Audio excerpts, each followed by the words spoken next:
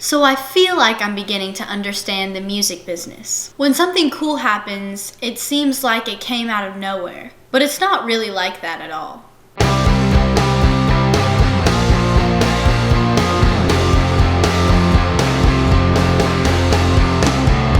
What to do, what you want, it's just one more day. It's not unusual to hear several times a week something I should do, like meet someone, play a gig. Sometimes it's just a music fan or someone from YouTube or just another musician. I might see someone at a show that I go to, or I might meet someone after a show that I played in. Or they might just reach out to me online and they're like, we need to do something. And even though that happens so many times a month, after a couple months, most of those things just disappear. And one will eventually come through and it'll seem like it just happened, but I actually started talking about it months ago.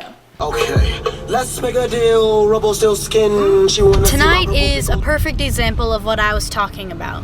One night after a Song Suffragette show, a guy named Smith Curry came up to me and told me that he was a producer and a guitar player. He really liked what I did and he wanted to get me some work. And then I didn't hear from him. And then about a month later, I saw him at another show and he said the same thing. And then 2 days ago, I got a DM from him asking me if I wanted to play with a girl named Lauren. Last night, one of the Song Suffragette artists I played with was Lauren Weintraub. So it's the same girl. So in about 30 minutes, I'm gonna be playing with some musicians I've never met before at a place I've never been to, for an artist I met yesterday, to do a show tonight at a club I've never seen before.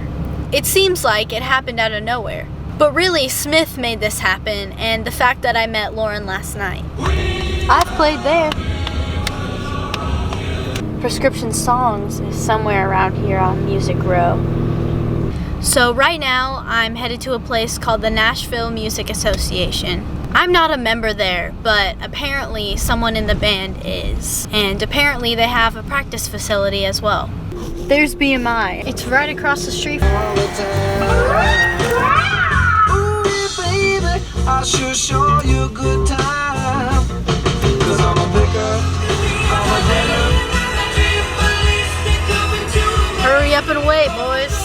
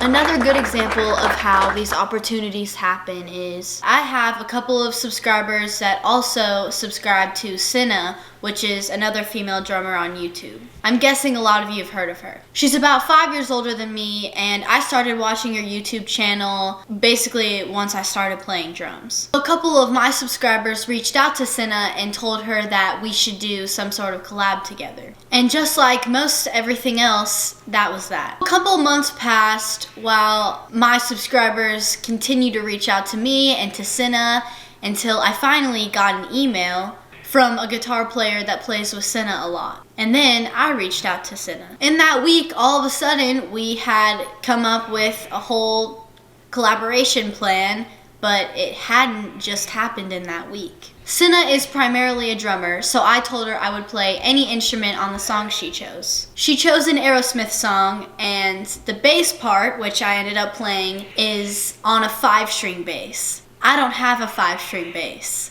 so I knew who to call. With the Red Sea closing in. We're on our way to Scott's to borrow his 5-string bass. The first time I ever heard Scott was on Lightning 100, which is an independent Nashville radio station. He was in studio playing live, and he was promoting a show. I actually ended up going to that show, and that was the first time I ever saw him live. The whole show was incredible. Their harmonies were amazing, and their musicianship was great. It was just an all-around amazing show. Most of the songs they played were off of an album that Scott just recently released called Himalayas. This is one of them. There's nothing like a clean slate. Get another shot. Ooh. He's not only my favorite bass player in Nashville, he's one of my favorite artists in Nashville as well. So this is like huge. Alright, so Scott saved the day with the 5-string bass.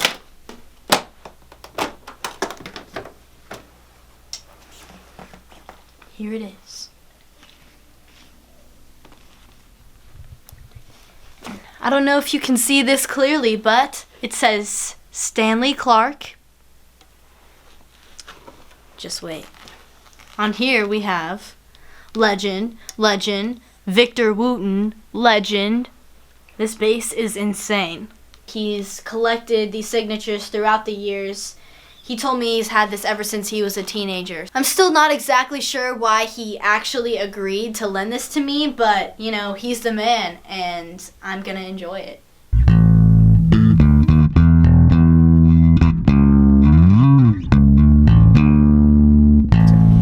So here it is. I think this is what this business comes down to. You have to start by being pretty good at your job. But ultimately, the work that you get comes from the relationships that you make. And I like that.